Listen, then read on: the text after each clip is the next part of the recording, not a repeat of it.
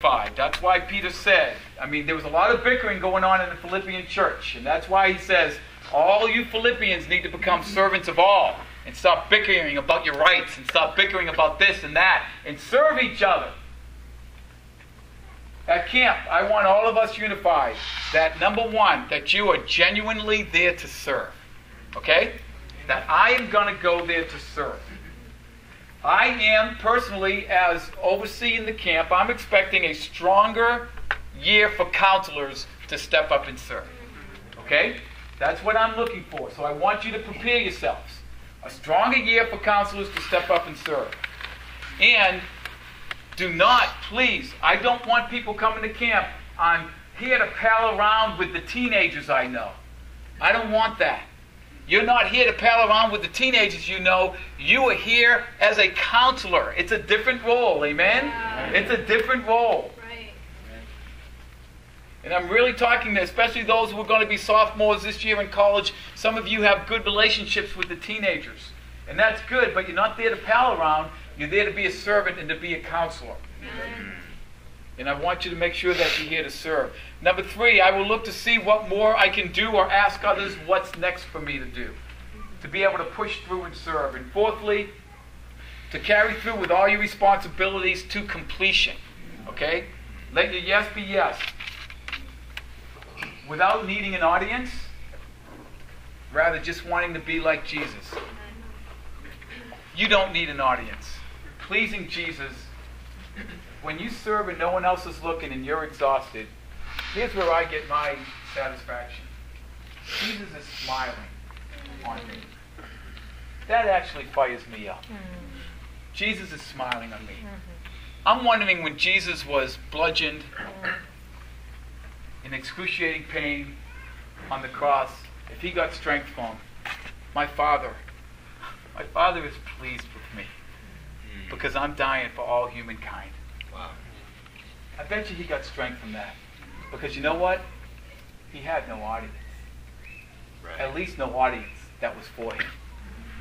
Or maybe a few women. And that's it.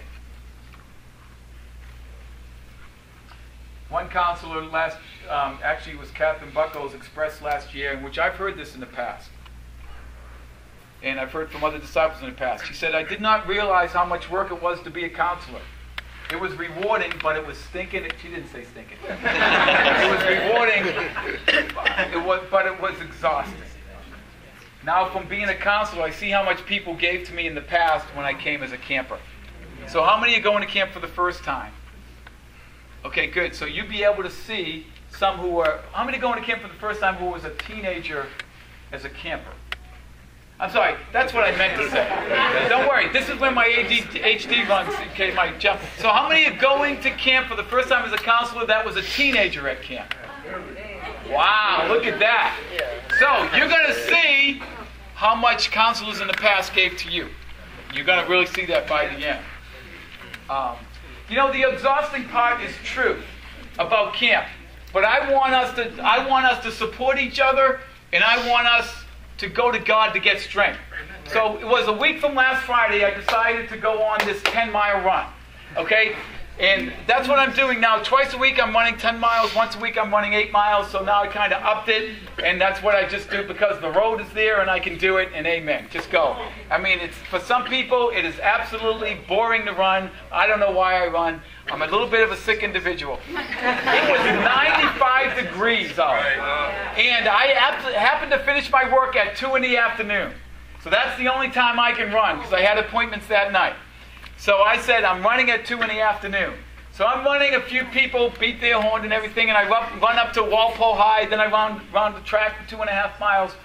So a couple people beat their horn. I think it was people I know. I waved to them. So I got to Walpole High. I actually started out really strong. I felt, wow, I feel good. Wow, 95 degrees. Wow, go, you go. Then I got to Walpole High. I go, okay, all right, it's getting challenging. Then I started running around the track. No trees, all sun. And I run around 10 times because it's 2.5 miles. I did it. At about the 3rd time, I go, okay, I'm a little bit dying. I lost a lot of energy somewhere between Walpole High and on this track. And after about 7, I go, I can't finish this 10 miles. This is ridiculous.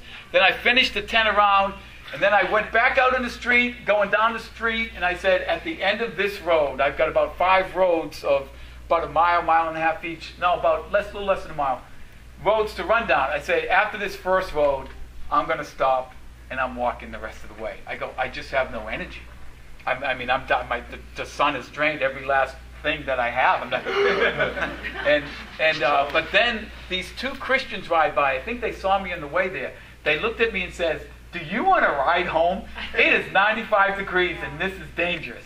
I said, no, thank you, but thank you for offering it. They said, are you sure? I said, no, I don't want to ride. I said, then take this.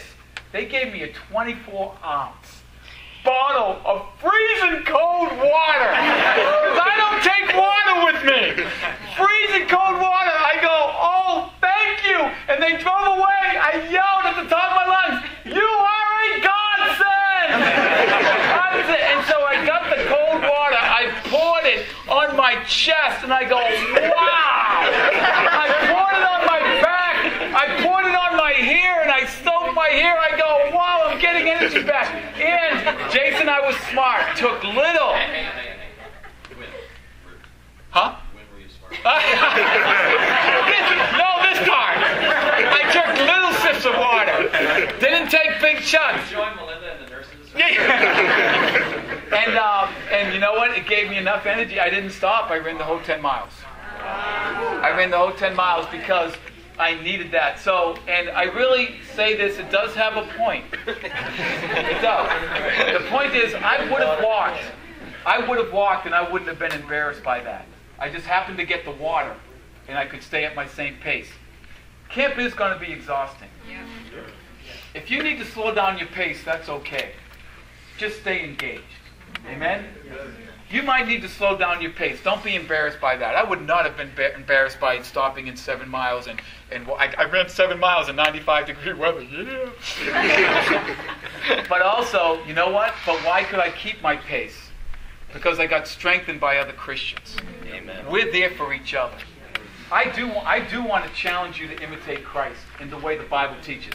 Because if I did anything different, I would not be doing what God's holding me responsible to do. You need to follow the Scriptures. And you need to wrestle with your God and you need to wrestle with your Jesus to follow the Scriptures and what they teach and genuinely follow Him. So I don't apologize anything for this lesson. But let us, as counselors, strengthen each other. And you know what I thought of that water? I didn't think of that water as Christians. I thought of that water as God. Okay? And you need to go to God to get your strength also.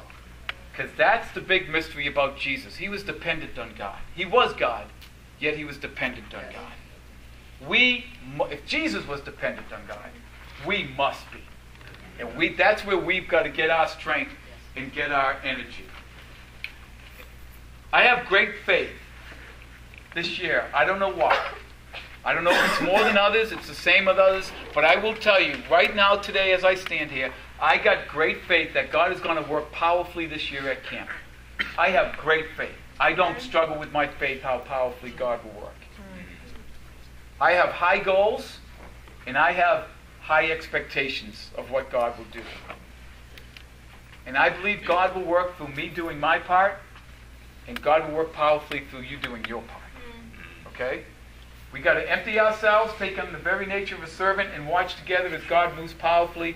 Paul writes about Jesus' example and says clearly, let this mind be in you. Let's take this communion together with these thoughts in our mind. Okay? Amen.